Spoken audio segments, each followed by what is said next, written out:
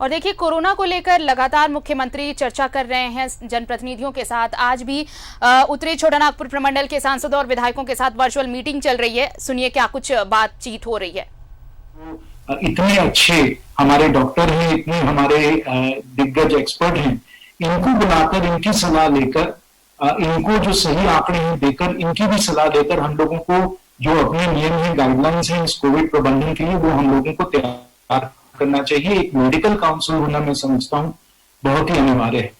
और फिर इन एक्यूरेट आंकड़ों के साथ जो हमारे दिग्गज, जो हमारे विशेषज्ञ हैं, इनके साथ एक प्रेस वार्ता हमें रोजाना करनी चाहिए। केंद्र सरकार ये भी कर रही है, सभी आंकड़े जो है उनको पेश कर रही है और इस तरीके से आम जनता में एक विश्वास बना रही है कि कोविड का बहुत अच्छी तरीके से हम लोग कंट्रोल कर रहे हैं, प्रबंधन कर रहे हैं। तो इस तरीके से अगर राज्य सरकार भी इस किस्म की प्रेस वार्ता सब मेडिकल एक्सपर्ट्स के साथ करे तो इससे जनता का विश्वास बहुत अच्छी तरीके से बन जाएगा। साथ साथ मैं ये भी एक सुझाव दूंगा कि हम लोगों को जनता को जागरूक करना चाहिए। आजकल बहुत सारे गलत तरीके से लोग इलाज करने में लगे हुए हैं, या जब अस्पताल आ रहे हैं तो उनका ऑक्सीजन लेवल बहुत ही कम स्तर पे आ जाता है, तो फिर हम लोग उनका ट्रीटमेंट, सही इलाज इनका नहीं कर पाते हैं। तो उनकी जागरूकता बनाने के लिए माननीय मुख्यमंत्री जी, अगर हम लोग तीव्र गति से और व्यापक रूप से एक जागरूकता का अभियान चलाएं तो इससे भी लोगों को, मुझे लगता है, बहुत फायदा होगा, बहुत लाभ इन्हें मिलेगा। तो ये भी एक अभियान हम लोगों को चलाना चाहिए। और जो हम लोगों के जो सार्वजनिक कोविड केयर सेंटर है, विशेष रूप से जो स्वास्थ्य केंद्र हैं और सदर अस्पताल हैं, इनकी स्थिति माननीय मुख्यमंत्री जी इस समय बहुत ही जर्जर है। जो मरीज हैं वहां उनको ठीक तरीके से इलाज नहीं दिया जा रहा है, दवाइयां नहीं दी जा रही हैं। बहुत बार जो डॉक्टर हैं वो 2-3 दिन के बाद उन मरीजों के पास पहुंचते हैं। तो जितना हम प्रोत्साहन अपने मेडिकल स्टाफ को दे सकें, अपने कर्मचारियों को दे सकें, चाहे वो आर्थिक रूप से हो या आदेशानुसार हो, हम लोगों को अपने सदर अस्पतालों को, अपने जो सार्वजनिक स्वास्थ्य केंद्र हैं, इनकी फंक्शनिंग को हम लोगों को, इनमें सुधार लाना है इनको, और हम लोगों को बेहतर करना है। साथ साथ जैसे आप लोगों ने बताया और मैंने पहले भी कहा कि सही आंकड़े होने चाहिए।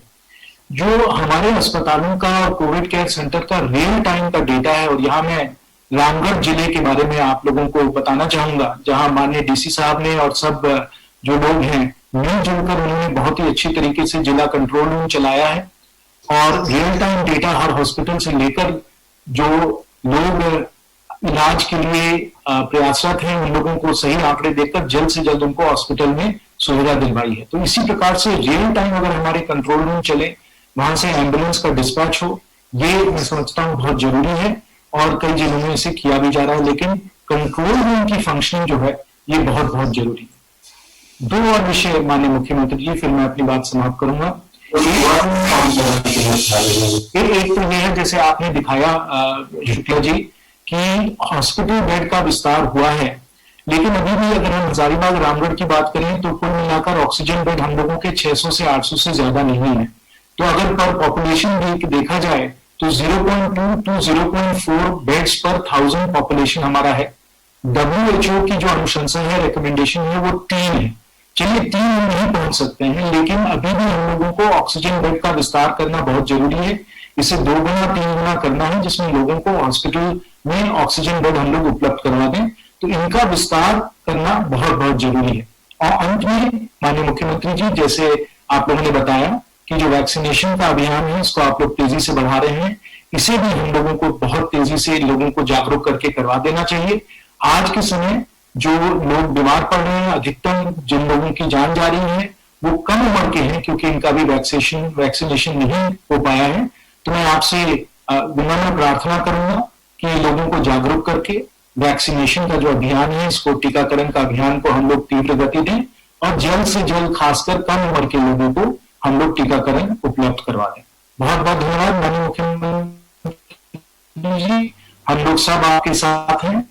झारखंड वासियों के लिए जितना हम लोग मदद कर सकते हैं, सहयोग कर सकते हैं, चाहे वो निजी तौर पे हो या केंद्र सरकार के द्वारा हो, वो हम लोग पूरी तरीके से प्रयासरत हैं और आपको अपना पूरा सहयोग जरूर देंगे। बहुत बहुत धन्यवाद। जय झारखंड। Thank you sir. अब मैं अनुरोध करना चाहूंगा माननीय सांसद धनबाद श्री पशुपति नाथ सिंह जी से।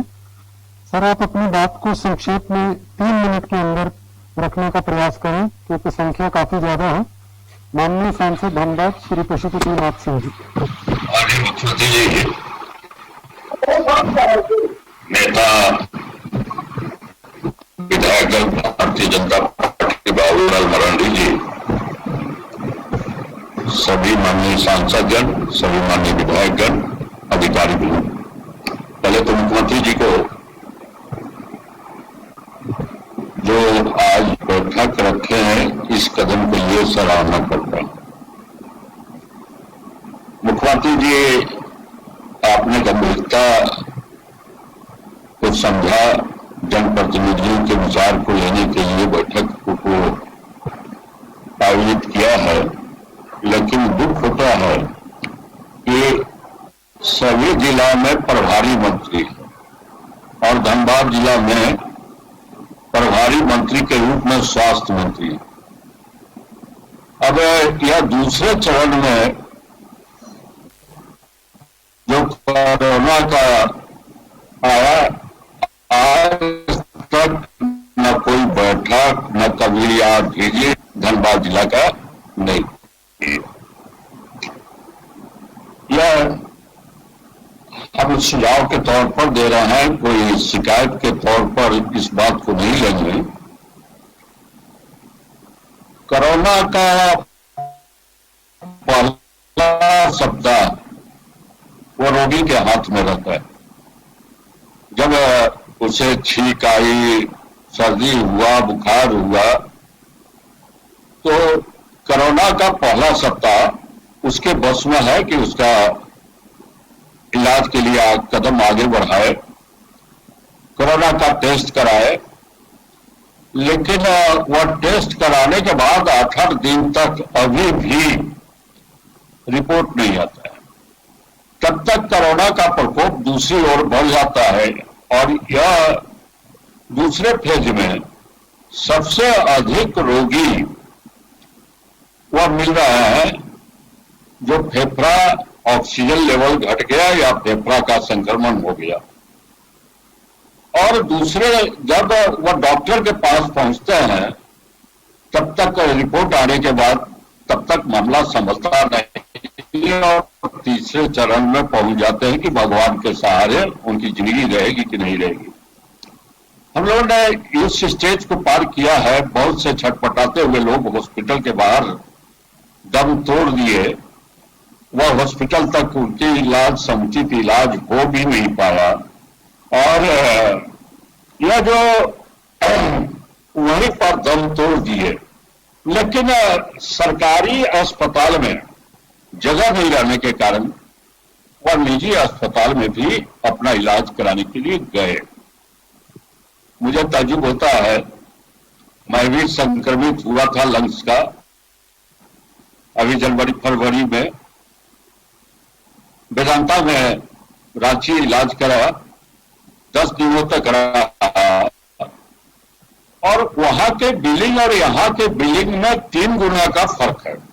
मैं केबिन में था 10 दिन, तो 10 दिन में 1,40,000 रुपया उसके बिलिंग हुए और यहां सिंपल बेड पर देखता हूं तो 2.5 लाख 3 लाख की बिलिंग हो रही है। एक गरीब, मैं आपसे अनुरोध करूंगा कि गरीब के इलाज का जिम्मेवारी राज्य सरकार को लेना चाहिए। वह गरीब की जिम्मेवारी जो सरकारी अस्पताल में जगह नहीं रहने के कारण निजी अस्पताल में इलाज कराए और वहां पर अधिकांश लोग जिनका संक्रमण हो गया इस दुनिया में रहे नहीं। अब नहीं रहने के बाद उनके अगर पुरुष हैं तो उनके घर में कोई कमाने वाला भी नहीं है, गरीब है तो उसको कोई। और यह कई बार ऐसे भी अवसर आए कि जब हॉस्पिटल चूंकि बिल नहीं दे पा रहा है इसलिए 2, 4, 6 घंटा 8 घंटा वह बेड खाली नहीं हो रहा है। और इस पर हमको लगता है कि इस जिम्मेवारी को लेना चाहिए सरकार को कि गरीब हो चाहे बेसहारा हो, उसको हम उसके इलाज का खर्च लेंगे। फिर आपसे निवेदन करूंगा कि अभी जितने केस आ रहे हैं साधारण बेड वाले नहीं हैं, और कहूं तो ऑक्सीजन वाले नहीं हैं। वह वेंटिलेशन की आवश्यकता होती है, और आज भी अपेक्षाकृत रोगियों के प्रोपोर्शनेट देखा जाए तो वेंटिलेशन का बहुत कम उपाय है। इसलिए आपसे अनुरोध करेंगे कि उस दिशा में कदम को उठाया जाए। हम लोग जहां इंडस्ट्री मिनरल बेस्ड डिस्ट्रिक्ट है, उनके यहाँ मिनरल फाउंडेशन के पैसे की कमी नहीं है, सीमित संसाधन नहीं है, उनके यहाँ पैसा भी है। तो जथा संभव, क्योंकि तीसरा फेज आने वाला है और आने वाला है, तो इसको हमको व्यवस्था करनी चाहिए। फिर जो बड़े बड़े उद्योग है, अपने उद्योग स्थल पर टीकाकरण की व्यवस्था करें, क्योंकि वहां पर करेंगे तो ज्यादा तेजी से टीकाकरण होगा। फिर एक पता नहीं किस स्तर पर चास नगर निगम क्षेत्र में गैस बोर्ड क्लीनेशन का प्रपोजल 2020 में राज्य सरकार के पास गया, लेकिन आज तक वह प्रपोजल पर कोई जवाब नहीं आया है। अब गैस आधारित, क्योंकि सब जगह झंझट हो रहा है, जलाने में झंझट हो रहा है कि हम कहां जलाएं। वहां जहां सामान्य रूप से जलाया जाता है, कोरोना पेशेंट को वहां नहीं जलाया जाए, और उसके लिए अच्छा पहल चास नगर निगम के पास पैसा। ऐसे भी केस देखने को मिल रहा है कि गरीब लोग अपने दाह संस्कार के लिए भी पैसा नहीं है, तो निश्चित रूप से उनके लिए लकड़ी की व्यवस्था हो। मृत्यु के बाद गरीबों को पैसा की जरूरत, दाह संस्कार की कमी हो, यह दुर्भाग्यपूर्ण स्थिति है। फिर जहां भी जाइए आपके पास इंफ्रास्ट्रक्चर की कमी नहीं है कि हम कहां पर बेड लगाए, कहां पर ऑक्सीजन की व्यवस्था करें, कहां पर वेंटिलेशन में हो सकता है, क्योंकि दाम उसके ज्यादा है, और दाम ज्यादा रहने के बाद और तो वेंटिलेशन में, लेकिन इंफ्रास्ट्रक्चर है, लेकिन मैन पावर नहीं है, डॉक्टर नहीं है, पारा मेडिकल स्टाफ नहीं है, नर्सेस नहीं है। अब इसमें बढ़ोतरी करने की आवश्यकता बहुत ज्यादा है, क्योंकि उसको जब तक बढ़ोतरी नहीं करेंगे तब तक एक डॉक्टर है और 24 घंटा में एक विजिट कर लिया, तब बीच में स्थिति खराब हो गई। इसलिए और अभी टीकाकरण का काम खासकर मैं तो कह सकता हूं कि आदिवासी भाई वो भाग रहे हैं, मर भी जा रहे हैं, फिर भी जांच कराने के लिए नहीं जा रहे हैं। टीकाकरण तो छोड़ दीजिए। और इसके कारण हुए हैं कि देश में जो भ्रम पैदा किया गया टीकाकरण के खिलाफ, और वह जो प्रबुद्ध लोग नहीं है, वह इससे कि हम टीकाकरण नहीं कराएं, तो हम उनमें जागरूकता, गांव में हम पंचायत स्तर पर टीकाकरण करने की व्यवस्था कैसे करें, कि हम पंचायत वहां पर किस तरह से लोगों को जागरूक करें, यह इसकी चिंता हम सबों को करनी चाहिए। हम लोग प्रेरित कर रहे हैं, अपने भी टीका ले रहे हैं, इसको प्रचारित भी सोशल मीडिया से भी, प्रिंट मीडिया से भी, इलेक्ट्रॉनिक मीडिया से भी, कि लोगों को लगे कि हाँ सांसद ने लिया, विधायक ने लिया, मंत्री जी लिए, मुख्यमंत्री जी लिए, यह अच्छा हम लोग संदेश दे रहे हैं। लेकिन अभी भी गांव देहात के लोग इससे दूर भाग रहे हैं। इसलिए सरकार को चाहिए कि उनके नजदीक पहुंचकर टीकाकरण के कार्य को करे। मैं समझता हूं कि आज के अवसर पर इतना ही निवेदन करूं। धन्यवाद सर। आमंत्रित करना चाहूंगा माननीय सांसद गिरिडीह श्री चंद्र प्रकाश चौधरी जी को, तो अपनी बातों को अत्यंत ही संक्षेप में रखें। माननीय सांसद गिरिडीह। नमस्कार मुख्यमंत्री जी, और इस कार्यक्रम में सभी सांसद, सभी विधायकगण, आपने काफी महत्वपूर्ण बैठक कोरोना जैसे महामारी को लेकर आपने बैठक बुलाया, इसके लिए आपको धन्यवाद।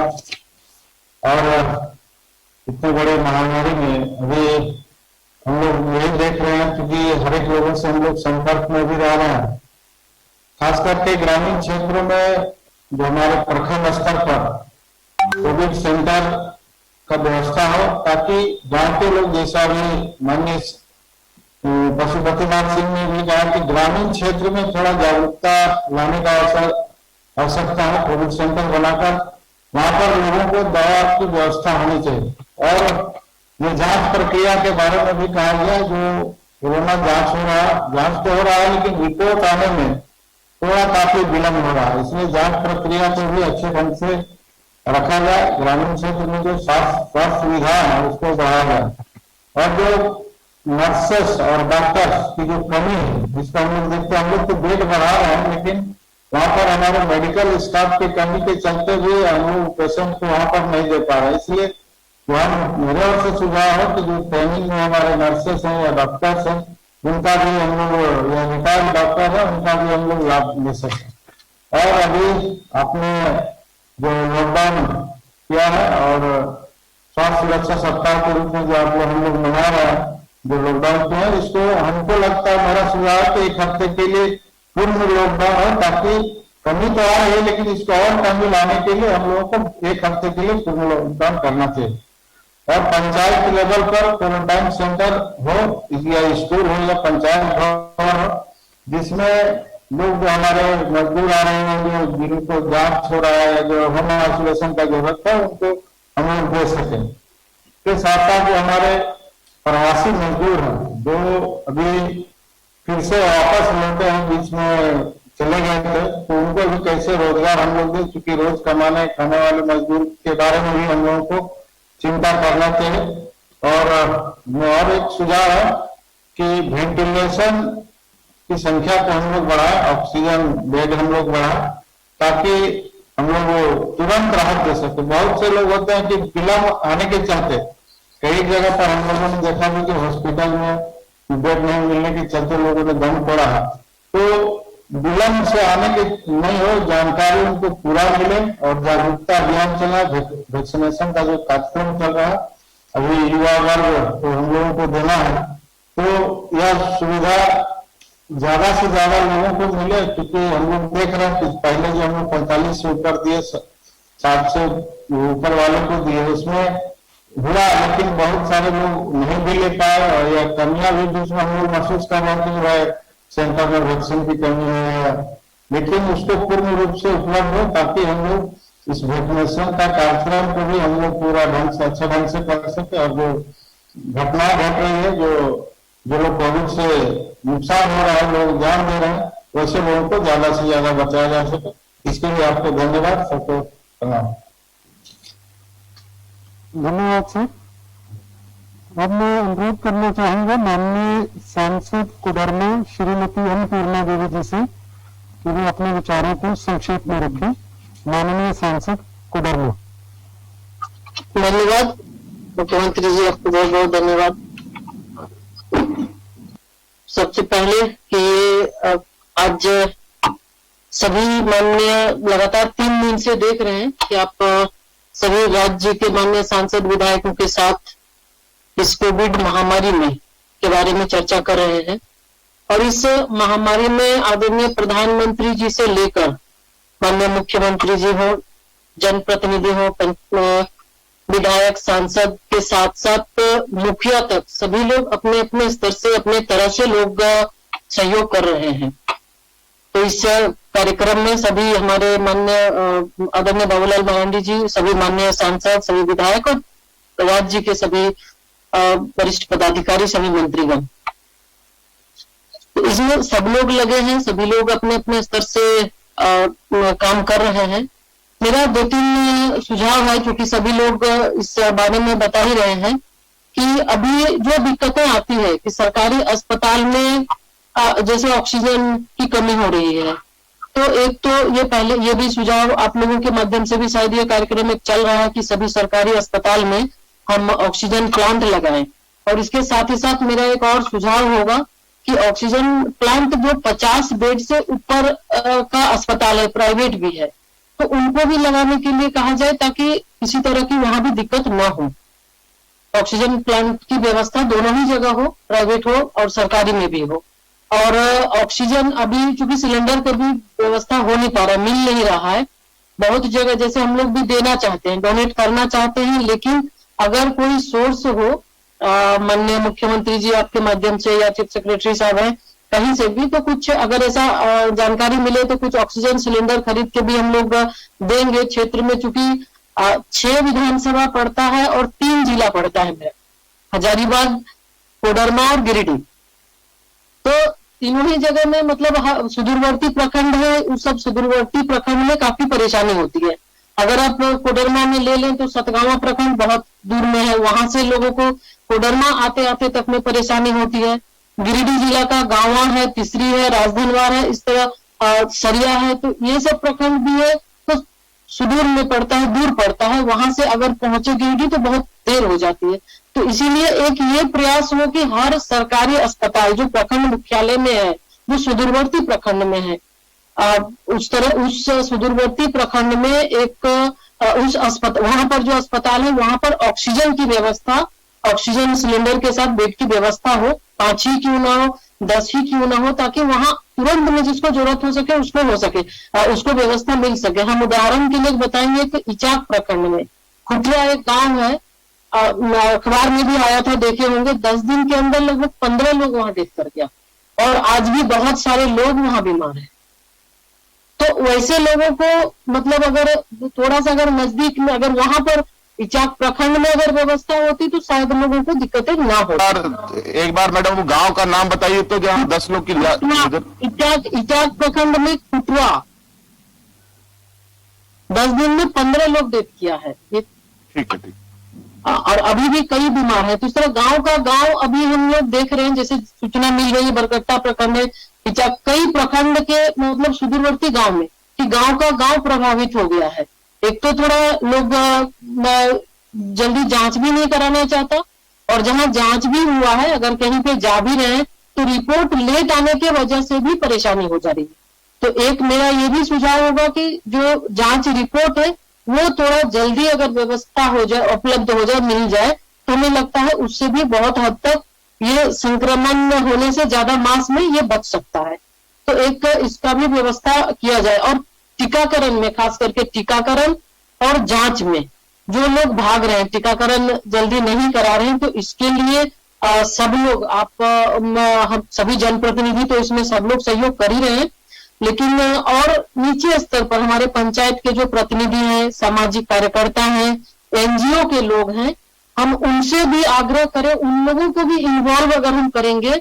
बहुत छोटे छोटे एनजीओ हैं जो गांव में आम जन के लोगों के बीच काम करते हैं, तो हो सकता है कि उनका प्रभाव उनके बीच में हो और वो लोगों को कन्विंस करें तो वो लोग टीका लेगा। क्योंकि एक गलतफहमियां पहले ही जो एक लोगों के बीच में गलतफहमी बन गई है, तो वो थोड़ा सा उसको दूर करना जरूरी है। तो इसलिए सभी को, एनजीओ जो भी छोटे छोटे एनजीओ, सामाजिक संस्था, सबको हमें लगता है कि उन सबका भी मदद करके उन लोगों से भी किया जाए।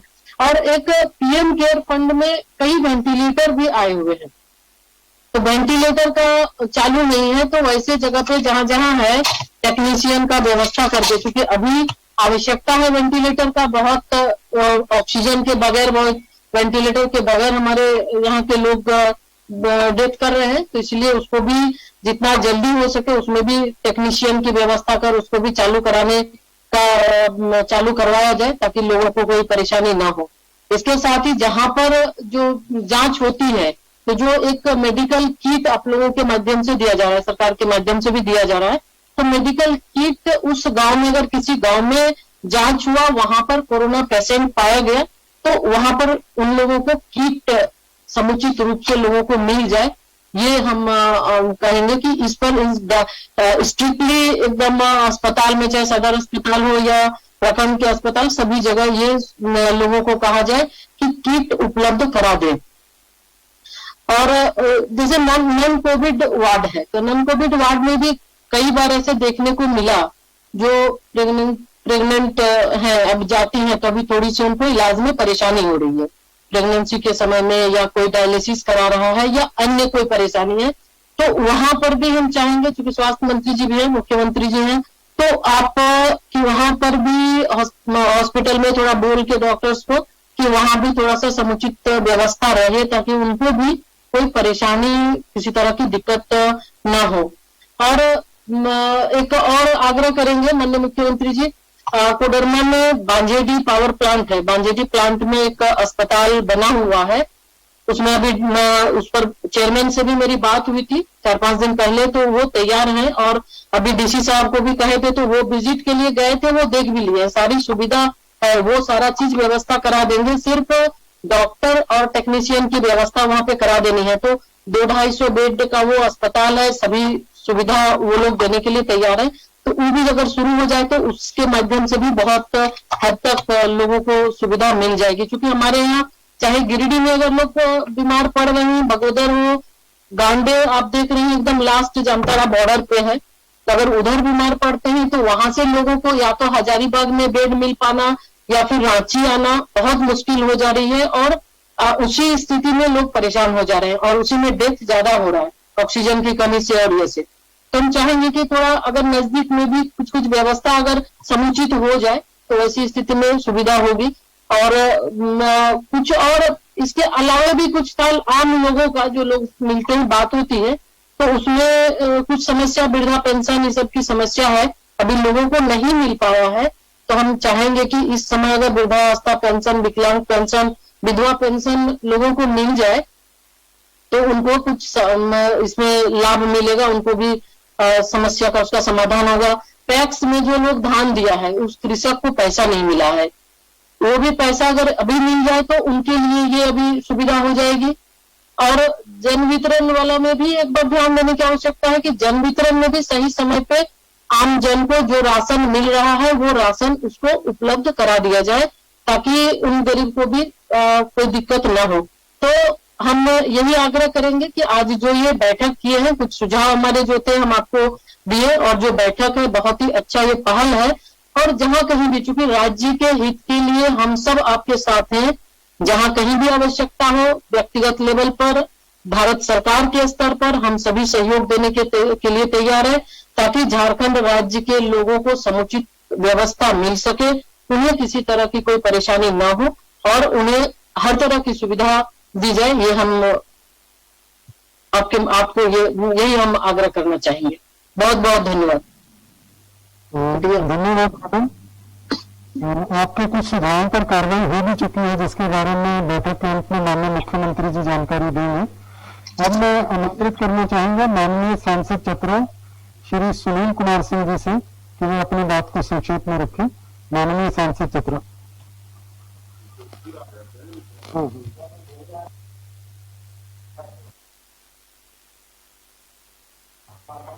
सुनील भैया आप म्यूट में है, थोड़ा सा आप कंप्यूटर को अनम्यूट कर लीजिए। माननीय आदरणीय मुख्यमंत्री जी बाबूलाल मरांडी जी, सभी सम्मानित मंत्रीगण, सभी आदरणीय सांसदगण, माननीय विधायकगण और सभी पदाधिकारीगण, मैं अत्यंत संक्षेप में अपनी बात रखना चाहूंगा कि चीफ सेक्रेटरी महोदय ने आग्रह किया है कि 3 मिनट के अंदर अपनी बात रखें। निश्चित रूप से सबसे पहले तो मैं माननीय मुख्यमंत्री जी को बहुत बहुत बधाई इस बात के लिए देना चाहूंगा कि इस कठिन समय में इस बैठक को आयोजन कर आपने जनप्रतिनिधियों के माध्यम से जनता में तो विश्वास व्यक्त करने की प्रक्रिया प्रारंभ की है, वो अत्यंत सराहनीय है। मैं 2 भागों में अपनी बात को रखूंगा। एक तो इसके पूर्व की मीटिंग में मैंने अपने संसदीय क्षेत्र के फलानों से जुड़े के बारे में बात की थी। आज मैं मुख्य रूप से चतरा के बारे में कहूंगा। निश्चित रूप से चतरा के अंदर अभी तक जो जिला प्रशासन ने किया है वो काफी उल्लेखनीय काम किया है। मुझे लगता है कि हम आने वाले 5-7 दिनों के अंदर अपने जिले में ऑक्सीजन प्लांट जो हम लोग बना रहे हैं उसको पूरा करके उसकी प्रक्रिया को हम लोग मतलब ऑक्सीजन सप्लाई शुरू कर देंगे। इसके अलावा हम लोगों ने एमपी लेड के माध्यम से सदर अस्पताल में 40 बेड के पाइपलाइन का प्रक्रिया प्रारंभ किया है, जो विद इन ए वीक ये भी काम पूरा हो जाने की स्थिति में। लेकिन इसके साथ साथ हम लोगों ने सीसीएल के सपोर्ट से 17 सदर अस्पताल में 50 बेड का आईसीयू, टंडवा के अंदर एनटीपीसी के सपोर्ट से ऑक्सीजन प्लांट बैठाने का काम, और बागेश्वर में हंटरगंज के लिए हम लोग इसकी प्लानिंग कर रहे हैं। तो ये सारी तैयारी, मुझे पता है कि कठिनाइयां अधिक है, लेकिन इस आज जो खास करके जिस संभाग की बैठक हो रही है, इसमें डीएमएफटी की राशि बहुत है। तो हम लोगों ने अपने जिले में डीएमएफटी के माध्यम से अभी तक मेडिकल स्टाफ की भी नियुक्ति की है, और हम लोगों ने मेडिकल स्टाफ में लगभग 4-5 डॉक्टर, लैब टेक्नीशियन और बाकी के जो स्टाफ है उसको सीधे सीधे हमारे उपायुक्त के माध्यम से डीएमएफटी की बैठक करके उसकी गवर्निंग बॉडी से स्वीकृति लेके अभी तक हमने लगभग 5 डॉक्टर को उसमें एडिशनल जोड़ लिया है। तो मैं इसलिए कहना चाहूंगा कि जिस जिले में डीएमएफटी की राशि उपलब्ध है, माननीय मुख्यमंत्री जी से आग्रह होगा कि वहां के उपायुक्तों को निर्देशित करें कि इस राशि का उपयोग उसमें हो सके। अब मैं खास करके आने वाले समय में तीसरे फेज का खतरा और इस दूसरे फेज में जो संक्रमण गांव में जा रहा है, तो मैं माननीय मुख्यमंत्री जी के माध्यम से आग्रह करना चाहूंगा कि जो हमारे प्रखंड लेवल के या उससे नीचे लेवल के जो स्वास्थ्य केंद्र है, उनको अपग्रेड करके वहां ऑक्सीजन की फैसिलिटी बढ़ानी चाहिए। हम लोगों ने भी चतरा के अंदर उस प्रखंडों में जैसे गौर में, सिमरिया में, लावालौंग में, प्रतापपुर में, हंटरगंज में ये व्यवस्था बनाई है। उसके साथ साथ जो जिले के निजी अस्पताल है, उनको भी इंफ्रास्ट्रक्चर बढ़ाने की बात करनी चाहिए और अनुमति देनी चाहिए, और साथ ही साथ उनको अपने अधिकार क्षेत्र में इस रूप में लेना चाहिए कि जो एक गड़बड़ी आ रही है, जैसा अभी आदरणीय पीएमसी जी कह रहे थे कि बिलिंग बहुत हो रहा है, जबकि कोविड के लिए राज्य सरकार ने हॉस्पिटल का वर्गीकरण करके ऐसा फिक्स कर दिया है। क्योंकि मेदांता में मैं भी कोविड के लिए भर्ती था, तो मेरे ध्यान में है कि मेदांता जैसे बड़े हॉस्पिटल का राज्य सरकार ने 8,000 रुपया पर डे सारे फैसिलिटी ऑक्सीजन वगैरह की सहित किया है। तो ये उस रूप में एक तो उसका ध्यान देते। दूसरा मैं ये आग्रह करूंगा कि जिले में जो सुदूरवर्ती जो प्राथमिक केंद्र में, प्रखंड केंद्र में जो डॉक्टर हैं, उनको जिला केंद्र पर नहीं बुलाएं। उनको जिला केंद्र पर बुलाने से नीचे की व्यवस्था जो है वो गड़बड़ हो जाती है और सारा का सारा लोड आ जाता है। और इसी के साथ साथ मेरा ये भी कहना है कि जो भी मेडिकल स्टाफ है, उनको थोड़ी सी प्राइमरी ट्रेनिंग दे दी जाए ताकि वो ऑक्सीजन लगाना, इंजेक्शन देना, बाकी का हैंडलिंग कर ले। लेकिन साथ ही साथ जो पिछले बैठक में और बार बार जो हम लोग करें कि ग्रामीण क्षेत्र में जो छोटा छाप डॉक्टर है, मैं जानता हूं कि उनको इलाज करने की स्वीकृति नहीं प्राप्त, लेकिन इस कठिन दौर में जो मेडिकल हमने कोविड के लिए जो प्रोटोकॉल तैयार किया है, वो प्रोटोकॉल से उनको भी परिचित कराएं और जो मतलब क्लियर कट जो दवाइयों का सेट है वो उपलब्ध कराएं, ताकि वो सर्दी, खांसी इत्यादि के बुखार में उसकी प्रक्रिया प्रारंभ करें।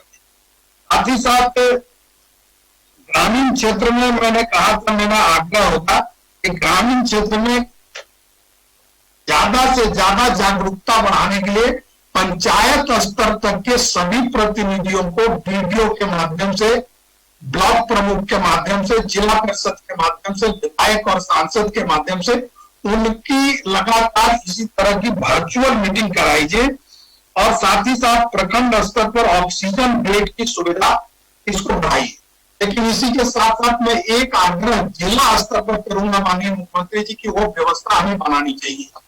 इस प्रकार से आपने राज्य के मुख्यालय में हमारे मुख्य सचिव सुखदेव सिंह जी के अंतर्गत, अरुण सिंह जी के तहत जो आपने त्रिस्तरीय व्यवस्था बनाई है, जिसमें आपने रविशंकर शुक्ला जी, अमित कुमार और जिशान कमर, इन तीनों को जैसे आपने हॉस्पिटल में क्या कितनी बेड अवेलेबल है, कहाँ क्या हो रहा है, उसी तरह से एक व्यक्ति को सिर्फ टेस्टिंग का, आरटीपीसीआर टेस्टिंग, एंटीजन टेस्टिंग कितना हो रहा है, वैक्सीनेशन कितना हो रहा है, और तीसरा जो एक व्यक्ति के जिम्मे आपने कितने राज्य में मेडिसिन की जरूरत है, कितने इक्विपमेंट्स की जरूरत है, तो इसी तरह का क्लासिफिकेशन करके जिलों में भी डीसी को निर्देशित करें कि इन कामों को, इन प्रशासनिक कामों के अलावा इस 3 हिस्से में जब बांट देंगे तो हमारे जिले में कहाँ टेस्टिंग कम हो रहा है, कहाँ वैक्सीन कम हो रहा है, कहाँ बेड उपलब्ध है, कहाँ बेड नहीं उपलब्ध है, ये सारी चीजें हो सकती है।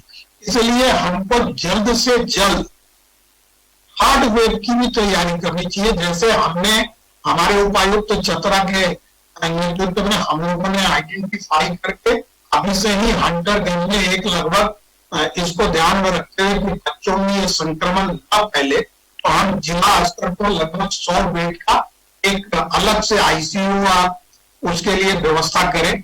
तो इस तरह की व्यवस्था हम बनाएंगे तो निश्चित इस कोरोना की चुनौती से हम सक्षम होंगे। लेकिन इसके साथ ही साथ कुछ प्रशासनिक प्रक्रिया को भी सरल बनाना चाहिए। जैसे आपने देखा होगा कि अभी अनुपमा दीदी भी कह रही थी कि उनके जिम्मे 3 जिले आते हैं, तो मेरे जिम्मे तो 2 कमिश्नरी और 3 जिले, और हमको कोई निर्णय करना हो, मान लीजिए एमपी लैंड से कि सारे जिले में सिलेंडर डालना है, तो मुझे 3 जगह टेंडर की प्रक्रिया में जानी हो। तो कुछ इस तरह की व्यवस्था बनाइए कि एक ही डीसी जो नोडल एजेंसी है वो सब जगह कर सके। साथ ही साथ इस प्रक्रिया में कोई लंबा समय नहीं लगे और त्वरित गति पर, खास करके जिन सामानों का दाम भारत सरकार या राज्य सरकार जो जिन पोर्टल पर खरीदती है उसके अनुरूप अगर दाम देता है कोई और उसका आईएसआई स्टैंडर्ड ठीक है, एसआई स्टैंडर्ड ठीक है, तो उसको अविलंब निर्देश करें आपूर्ति की, और साथ ही साथ थोड़ा सा टेंडर डीसी और बाकी को त्वरित कार्रवाई के लिए अधिकार दें। तो इस तरह के तुरंत के कार्यों से निश्चित रूप से हमें लाभ होगा।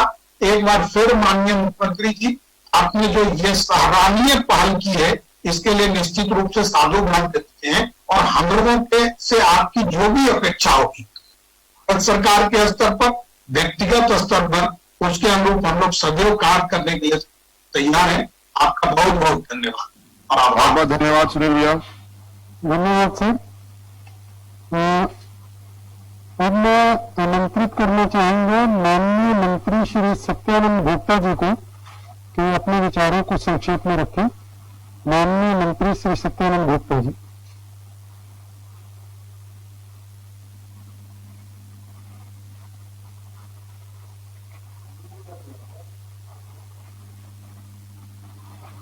आपका कंप्यूटर म्यूट है मंत्री जी, उसको अनम्यूट कर लीजिए। आपका कंप्यूटर में हम लोगों को आवाज नहीं आ रही है। हाँ आ रही है, ठीक है, अब ठीक है, अब ठीक है। सर कह रहे हैं सर की सही बातें तो आई गई है। गाँव में सर बुखार, खांसी, सर्दी पूरा है, और राजधानी क्षेत्र में डॉक्टर हैं ठीक कर रहे हैं, और यहाँ पर जरूरत है ऑक्सीजन का अधिक। तो आपसे आग्रह सर की संजीवनी गाड़ी उधर लेकर दिया जाए चतरा तरफ, जो कुछ सहूलियत हो। बाकी वहाँ के जिला प्रशासन, माननीय सांसद महोदय, माननीय मुखिया जी, हम लोग सब लगे हुए हैं कि कोरोना को हराना है, लड़ाई को जंग जीतना है। और जो जांच हो रही है गांव गांव में, वो रिपोर्ट भी आ रहा है, और हम यहाँ बीरभर जाति का जो है टीका लग रहा है, तो सबको जाके बोले बहुत ढंग शीलन का मर जाता है, सब बोले सबको शायद टीका का अभियान भी चल रहा है, तेजी के टीका ले, और हम लोग पूरा प्रयास करें कि जिला नियंत्रण रहे, कोरोना से लड़े और जीतना हारे। सारे बात कही गई है, सभी को मैं बहुत बहुत धन्यवाद। धन्यवाद धन्यवाद धन्यवाद सर, अपनी बातों को बहुत ही संक्षेप में रखने के लिए। अब अनुरोध होगा माननीय विधायक बनवार श्री बाबूलाल मरांडी जी से कि वे अपने विचारों को रखें। माननीय विधायक बनवार। बहुत बहुत धन्यवाद मुख्यमंत्री जी, और माननीय मुख्यमंत्री जी और सभी विधायक और मंत्री और सांसद। सबसे पहले तो मुख्यमंत्री जी को बहुत बहुत बधाई, आपने इस प्रकार के बैठक का आयोजन किया और सबों के विचार को जानने का आपने प्रयास किया, उसके लिए बहुत बहुत धन्यवाद।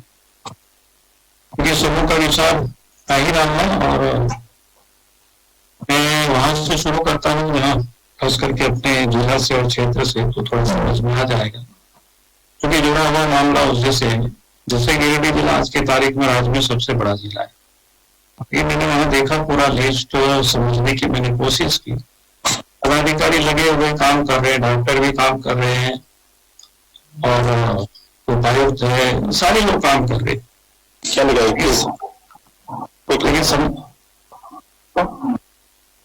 लेकिन समस्या जो समझ में आई है कि अपने पास जो मेन पावर है उसकी काफी कमी है। डॉक्टर्स की कमी है, टेक्नीशियन की कमी है। तो सबसे पहले तो मैं ये कहूंगा कि ये स्थिति पूरे राज्य की ही यही होगी स्थिति। मैं ऐसे कभी कहता हूँ कि वहीं पर कमी और बाकी जगह होंगे, पूरा ऐसा नहीं, क्योंकि हम लोग राज्य को भी जान रहे हैं।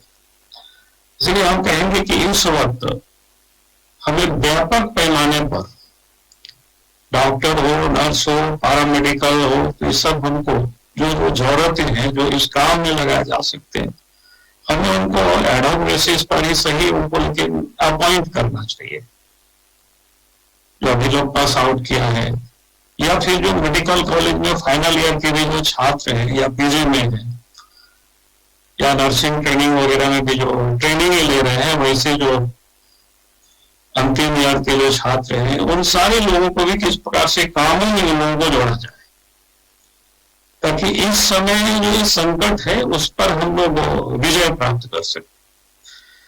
उसके साथ साथ एक बात और मैं कहूंगा कि ग्रामीण क्षेत्रों में बड़ी तादाद में कुछ डॉक्टर्स होते हैं, प्रैक्टिस करते हैं, भिन्न भिन्न प्रकार के उनके पास डिग्री है और वो लोग प्रैक्टिस करते हैं। तो हमें लगता है जिनके पास डिग्री है, जिनके पास मान्यता है, उन सारे डॉक्टरों को भी सूचीबद्ध करके, और चूंकि उस क्षेत्र में है तो हमें लगता है कि उन लोगों का भी सहयोग हम लोग ले सकते हैं। क्योंकि जो मामला अभी देख रहे हैं कि ग्रामीण तक फैल चुका है, गांव में लोग बीमार हैं और देख तो वही सारे लोग कर रहे हैं, लेकिन क्या होता है कोरोना की जांच नहीं होती है और सीधे वो मलेरिया है, टाइफाइड है, ऐसा कुछ करके दवाएं अब सलाइन चढ़ाना, ये सब चल रहा है और लोग भी जाते नहीं टेस्ट कराने। उसका भी कारण है कि एक तो टेस्ट का जो रिपोर्ट बहुत देर से आता है।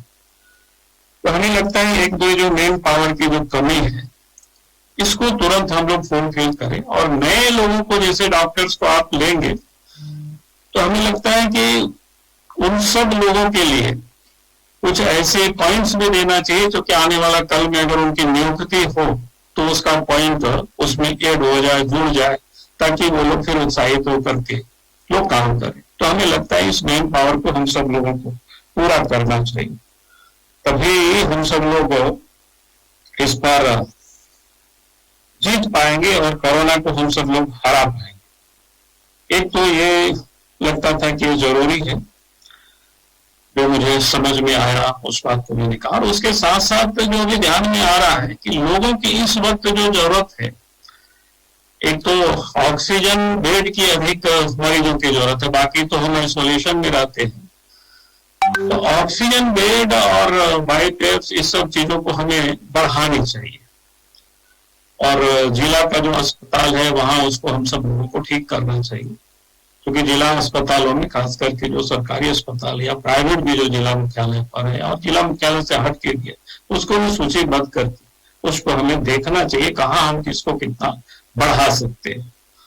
जैसे हम कहेंगे कि राजधनवाद प्रखंड में बिल्कुल सरकारी अस्पताल बहुत छोटा है, वहां 2 डॉक्टर्स है, तो फिर लेकिन बड़ा ब्लॉक है और अनुमंडल हेडक्वार्टर है। तो फिर मैंने डीसी से बात की, तो फिर वहां जो भी प्राइवेट नर्सिंग होम थे उसको लोगों ने तैयार किया, कुछ कुछ जगहों पर 2, 4, 6, 7, 8 जैसा भी हो सकता है 20-25 बेड का जो ऑक्सीजन युक्त बेड। तो हमारे ये कहना था कि पूरे राज्य में जो इस प्रकार की है तो उसको हमें सूचीबद्ध करके इसको हमें ठीक ठाक करनी चाहिए। और एक बात मैं कहूंगा कि सबों से ये बातें चल रही थी कि ऑक्सीजन प्लांट लगाने के सदर अस्पतालों में अच्छा सुझाव है और सरकार भी उस पर प्रयास कर रही है, लेकिन हमारा उसमें एक सिर्फ सुझाव है और थोड़ा सा अतिरिक्त कि हम सुरक्षा के मानक को भी ध्यान में रखें, क्योंकि बिल्कुल ज्वलनशील पदार्थ है अगर हम उसको ध्यान में नहीं रखेंगे और ऐसे ही बना करके छोड़ दिए तो आने वाला कल कहीं फिर दूसरा कोई संकट ना पैदा हो सकता है। क्योंकि हमें लगता है कि इस बात को साथ साथ हमें ये ध्यान में रखना चाहिए, उसका प्रिकॉशन हमको लोगों को, लेकिन मैंने सुरक्षा की जो भी मानक है उसको भी साथ साथ हमको तैयार करना चाहिए। अगर हम सब लोग उसकी नहीं तैयारी करेंगे तो फिर दिक्कतें होगी।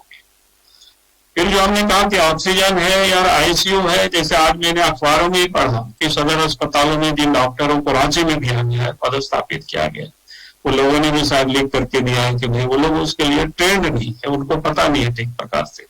तो हमें लगता है, किसी ने कहा भी है कि हमें इस प्रकार के लोगों को ट्रेंड करना ये जरूरी है। अगर हम लोगों को नहीं ट्रेंड करेंगे, नहीं बताएंगे, नहीं जानेगा, तो फिर हम पदस्थापित तो कर दिए लेकिन उनको पता नहीं है तो फिर कोई लाभ नहीं होगी, बिल्कुल नुकसान हो जाएगा बेटा। तो एक तो ये था। फिर टेस्ट के बारे में मैं कहूंगा कि जो एंटीजन टेस्ट हम सब कराते हो, कराना चाहिए, उसके लिए जितनी अधिक बढ़ाया जाए और जितना हेल्थ वर्कर्स है उनको घूम घूम करके कि जहां कहीं भी जो लोगों को सिम्टम है, जो बुखार आ रहा है, सर दर्द है, खांसी है, तो उनका तुरंत टेस्ट होना चाहिए। क्योंकि गांव में लोग टेस्ट नहीं करा रहे, उस कारण से और भी विस्तार हो रहा है। तो हमें लगता है इसको घूम घूम करके इन सारे वर्कर्स को हमें लगानी चाहिए। और एक बात अभी हम सुन रहे थे, जिस वक्त उन्होंने क्या कहते हैं शुरू में प्रेजेंटेशन जब दे रहे थे, तो उस प्रेजेंटेशन में उन्होंने कहा कि भाई 8 जगहों पर आर्टिफिशियल जो लैब मशीन लगाने की, जहां पर जांच हो, तो अच्छी है, स्वागत जो कदम है। खाली उसमें एक चीज हम ऐड करेंगे, क्योंकि मेरे जानकारी में हो सके हमारे पास जानकारी कम हो, लेकिन हमने उसकी जानकारी लेने की हमने कोशिश की। तो उसमें एक पता चला कि जो माइक्रोबायोलॉजिस्ट है जो उसको टेस्ट करते हैं, झारखंड में शायद उसकी बहुत कमी है, मेरे जानकारी में शायद 4 या 5 ही। तो हमें लगता है इस बात को भी हमें ध्यान में रखना चाहिए। अगर हम ये लैब हम लगा रहे हैं टेस्ट के लिए, अगर टेस्ट करने वाला व्यक्ति नहीं रहेगा, हमारे पास मैन पावर नहीं रहेगा, तो फिर जैसे हम लोग पिछले दिनों देखते हैं ना, अखबारों में सब जगह छपा या आ रहा है जगह जगह से भी समाचार कि वेंटिलेटर आया है, पड़ा हुआ है, लेकिन कोई चलाने वाला नहीं। तो हम ये जो मशीन ला रहे हैं जांच के लिए, तो उसके साथ साथ यानी आने के पहले हम वैकेंसी निकाल करके, कोई रिटायर्ड पर्सन भी हो सकते हैं, दूसरे जगह हो सकते हैं, या कहीं से भी लोग आवे, तो हम उन लोगों के भी, माइक्रोबायोलॉजिस्ट के भी हम बहाली तुरंत करें। उनको जिस भी रोग, अगर हम नहीं रखेंगे, नहीं उसको बहाल करेंगे, तो फिर ये सारे मशीन ला करके फिर पड़ा ही रह जाएगा, कोई काम का नहीं होगा। तो एक तो ये मेरा सुझाव था। उसके साथ साथ में खास करके जो एम्बुलेंस वगैरह होता है, तो मैंने देखा कि हमारे सांसद, विधायक काफी लोग परचेज भी करते हैं। तो मैं ये सरकार से भी कहूंगा, क्योंकि मुख्यमंत्री जी है यहाँ पर और चीफ सेक्रेटरी भी है, सब समझदार है, क्योंकि अगर हम परचेज करने की जब हम आदेश देते हैं, उसके साथ साथ चालक की भी हम पूरी व्यवस्था कर लें। नहीं तो पूर्व के दिनों की या ये अनुभव होता है कि हम परचेज तो सामान कर लेते हैं, लेकिन उसको चलाने वाला कोई नहीं होता है, फिर ये बड़ी दिक्कतें होती है। तो हमें लगता है कि इसका भी हम सबको एक ध्यान रखना चाहिए। और फिर मैं कहूंगा कि जैसे सरकार की ओर से काफी ऐप बनाए जाते हैं, तो हमें लगता है कि ग्रामीण क्षेत्रों में शायद उसकी थोड़ा पहुंच कम हो पाता है, लेकिन उससे बढ़िया एक टोल फ्री नंबर सरकार को जारी करना चाहिए, और एक साथ जिसको कहते हैं ना कि 50-100 लोगों को 24 घंटा काम में लगाना चाहिए, क्योंकि जितने भी टेलीफोन आवे कोई वेटिंग में नहीं रहे, और लोगों की जो भी हो, चाहे कोविड पेशेंट हो चाहे नॉन कोविड पेशेंट हो, आज के तारीख में नॉन कोविड पेशेंट के सामने भी बहुत बड़ी संकट है, क्योंकि उन लोगों का कहीं एडमिशन नहीं हो रहा है। और हमें लगता है कि सेंट्रलाइज करके अगर हम प्रदेश से भी ये करें, तो फिर जिला में जहां उसकी इलाज हो सकता है वहां उसको हम भेज सकते हैं। तो हमें लगता है कि राज्य स्तर पर एक टोल फ्री नंबर को जारी करनी चाहिए सरकार को बार बार, और उसमें से 1-2 नहीं बल्कि 50-100 लोगों को बैठाने चाहिए एक साथ, कहीं पर कोई बड़ा हॉल में बैठाए या अलग अलग 2-3 जगहों पर हॉल में बैठाए, और ताकि कोई किसी का टेलीफोन आवे, रिसीव हो, फिर उनकी जानकारी नोट करके फिर उनकी जहां संबंधित जहां उनके ट्रीटमेंट हो सकता है वहां फिर उसको तुरंत बात करके उनको वहां एडमिशन दिला सके। तो हमें लगता है कि ये भी एक जरूरी है। अगर इस काम को हम सब लोग करेंगे तो बहुत सारे लोगों को राहत मिल पाएगी। लोगों की जो शिकायतें होती है कि टेलीफोन नंबर सरकार तो जारी करते हैं लेकिन कोई उठाते नहीं है, इंगेज मिलता है या ब्लॉक मिल जाता है, तो हमें लगता है कि समस्या का समाधान हो जाएगा। उसके साथ साथ मैं एक बात और कहूंगा कि जो खास करके जो प्राइवेट जो नर्सिंग होम है, प्राइवेट जो हॉस्पिटल है, और दूसरा जगह की छोड़ दीजिए राज्य की राजधानी में, जैसा भी किसी ने कहा भी कि पेंसी वो लोग बहुत वसूल रहे हैं, तो हमें लगता है कि सरकार को इस पर कंट्रोल करना चाहिए कि भाई अगर इस समय हम कंट्रोल नहीं करेंगे, गरीब तो इलाज ही नहीं करा पाएगा। हमें आज मैं कह रहा हूं कि नाम तो अस्पताल का भी नहीं बताऊंगा सार्वजनिक रूप से, लेकिन आज सवेरे ही एक महिला ने हमें टेलीफोन किया और उन्होंने टेलीफोन करके बताया साफ साफ कि तब हमारे पेशेंट है, 2 दिन में हमको 50,000 रुपया देना पड़ा। और 50,000 रुपया देना पड़ा वो तो अलग है, आपकी हॉस्पिटल में ही पेशेंट है और अस्पताल की ये स्थिति है कि सलाइन लोग चढ़ा देते हैं, कोई देखने वाला नहीं है, सलाइन समाप्त हो जाता है, कोई उसको हटाने वाला कोई नहीं है, बार बार घंटी दबाने के बाद भी कोई नहीं आता है। फिर घर उन्होंने टेलीफोन किया, घर में बेटी को किया, बेटी ने फिर हॉस्पिटल किया, तब जाकर के लोग हटाए। ऐसे तो पेशेंट मर जाएंगे। तो हमें लगता है कि इस चीज को भी हमें देखना चाहिए कि जो सरकार के द्वारा जो पिछले साल की दर जो निर्धारित हुई है उससे अधिक प्राइवेट हॉस्पिटल नहीं है इस समय, इसको तो सरकार को देखना पड़ेगा। और उसके साथ साथ कि हम जो बेड बढ़ाने के भी दबाव डालते हैं या वो लोग बढ़ाते हैं पैसे के चक्कर में, उसको भी ध्यान में रखें। उनके पास मैन पावर कितना है, डॉक्टर्स कितना है, पैरामेडिकल स्टाफ कितना है, नर्स कितना है, उसके अनुपात में उनके पास जो हॉस्पिटल है, बेड्स है, और उससे कहीं अधिक है तो बड़ी दुखद स्थिति होगी। तो हमें लगता है इसकी भी जांच सरकार की ओर से करनी चाहिए, कोई ना कोई टीम गठित करके, और स्पष्ट रूप से प्राइवेट अस्पतालों का भी नाम करें तो आप उनको बता दीजिए कि आने वाला समय हम उस पर जांच करेंगे, पूरा उसका जांच होगी और जांच में जो भी लोग दोषी पाए जाएंगे उस समय सजा मिलेगी। उन अस्पतालों को, उनको जो रजिस्ट्रेशन है उसको रद्द कर देंगे। तो ये सारी चीजें अगर उनके ऊपर आप दबाव बनाएंगे सरकार की ओर से, तो हमें लगता है कि वो सारे लोग थोड़ी सी कुछ तो डरेंगे और लोगों की ठीक ठाक से वो थोड़ा देख पाएंगे। तो हमें लगता है कि ये बेहद जरूरी है आज के तारीख में, नहीं तो सब जगह जो दिखाई पड़ रहा है चारों तरफ हाहाकार है, लोग परेशान है, लोगों की कोई सुनता नहीं है। तो हमें लगा कि ये कुछ सुझाव थे, मैंने इसी सब सुझाव को दिया है, और विशेष और कुछ मुझे होगी तो फिर मैं अलग से भी बात कर लूंगा या फिर लिख करके भी हम भेज देंगे, क्योंकि अभी जो कुछ सुझाव देना था मेरे ओर से।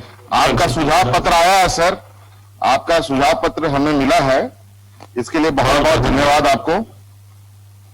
जरूर आपकी बातों पर हम लोग विशेष ध्यान देंगे सर। चलिए, बहुत बहुत धन्यवाद सर।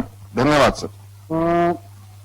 अब मैं अपने वक्तव्य के लिए आमंत्रित करना चाहूंगा माननीय विधायक गांधी श्री सरफराज अहमद जी को।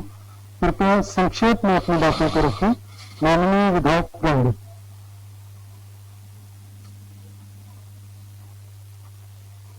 नमस्कार जोहार। नमस्कार भैया। नमस्कार नमस्कार सब लोगों को नमस्कार जोहार।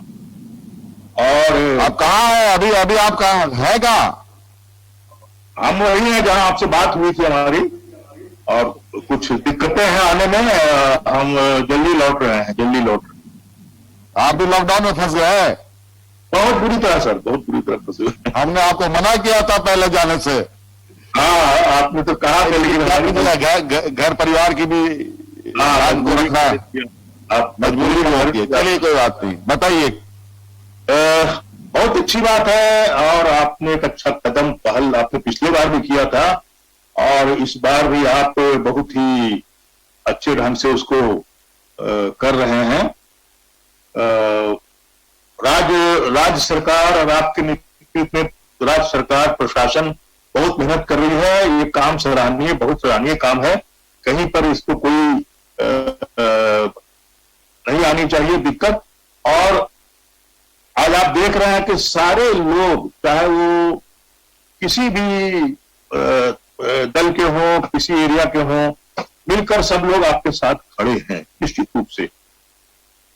मैं अपने जिला की ओर आपका ध्यान आकर्षित करना चाहता हूं। जिला प्रशासन डीसी साहब के नेतृत्व में 24 घंटा लगी हुई है काम में। निश्चित रूप से वो लोग मेहनत कर रहे हैं, लोगों को किस तरह से सहूलियत मिले उसमें लगे हैं। और थोड़ी बहुत जो त्रुटियां हैं जिसकी चर्चा हमारे माननीय सांसदों ने, विधायकों ने जो आज कर रहे हैं, इसकी ओर राज्य सरकार को ध्यान निश्चित रूप से देना चाहिए। आपने जैसे 2 महीने का राशन गया है,